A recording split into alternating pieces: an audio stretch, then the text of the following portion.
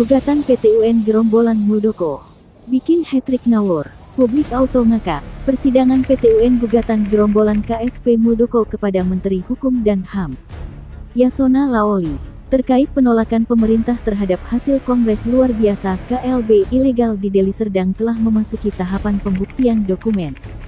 Dalam KLB ilegal dan inkonstitusional itu, Muldoko dipilih sebagai Ketua Umum, sementara Ketua Umum Partai Demokrat, Agus Harimurti Yudhoyono (AHY), sejak awal menegaskan bahwa kegiatan KLB Deli Serdang merupakan upaya begal politik yang ilegal dan inkonstitusional. Seperti biasa menjelang manuvernya, gerombolan Muldoko selalu besar omong. Mereka teriak-teriak, mencoba menarik perhatian publik untuk mencari pembenaran atas upaya begal politik yang ilegal dan inkonstitusional yang mereka telah lakukan. Nyatanya, manuver gerombolan Muldoko malah lemah syawat. Alih-alih merebut simpati rakyat, mereka justru menjadi bahan olok-olok publik. Inilah sejumlah alasan publik membuli manuver gerombolan Muldoko lewat persidangan PT UN tersebut. Jadi, setiap upaya menggugat keputusan negara harus dengan tata cara dan penyertaan dokumen yang harus diakui negara. Jika tidak bisa memenuhi persyaratan mendasar tersebut, tentu gugatan itu mestilah ditolak. Pendek kata, untuk mendaftarkan hasil Kongres Partai dibutuhkan surat keterangan dari Mahkamah Partai yang terdaftar di Kemenkumham.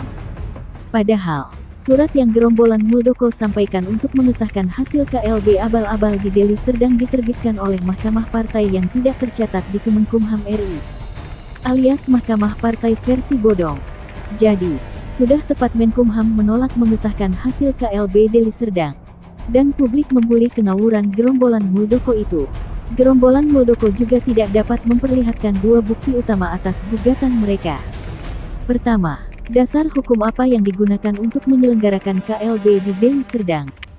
Kedua, siapa dan berapa pemilik suara sah yang hadir saat itu? Gerombolan Muldoko hanya bisa termangu. Gerombolan Muldoko memberikan jawaban ngawur dan bukti-bukti yang tidak nyambung. Mereka tidak bisa menjawab dua bukti utama, dan publik langsung membuli kengawuran gerombolan Muldoko itu. Maka, menjadi benar jika KLB Deli Serdang merupakan upaya begal politik yang ilegal dan inkonstitusional.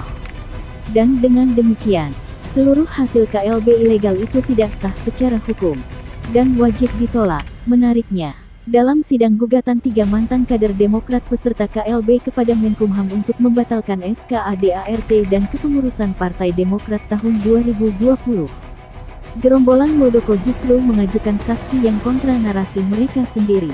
Betapa tidak, Ketua DPC Labuan Batu, Sumut Muklis Hasibuan, mantan Ketua DPC Ngawi, Jateng M. Isnaini, dan mantan Ketua DPC Kabupaten Tegal, Jateng Ayu Palaretin diajukan sebagai saksi oleh gerombolan Muldoko, menegaskan bahwa dalam Kongres 5 Partai Demokrat, mereka memilih Agus Harimurti Yudhoyono sebagai Ketua Umum periode tahun 2020 sampai tahun 2025. Jadi, saksi gerombolan Muldoko justru mendukung AHY. Kontan, publik terbahak-bahak mendengar pengakuan saksi yang diajukan gerombolan Muldoko, tetapi justru mendukung AHY. 3 hal ini menggambarkan betapa lemahnya posisi gerombolan Muldoko. Tidak masuk logika publik kalau gugatan gerombolan Muldoko yang ngawur, tidak jelas, dan melanggar hukum itu justru dibenarkan oleh pengadilan. Apa kata dunia?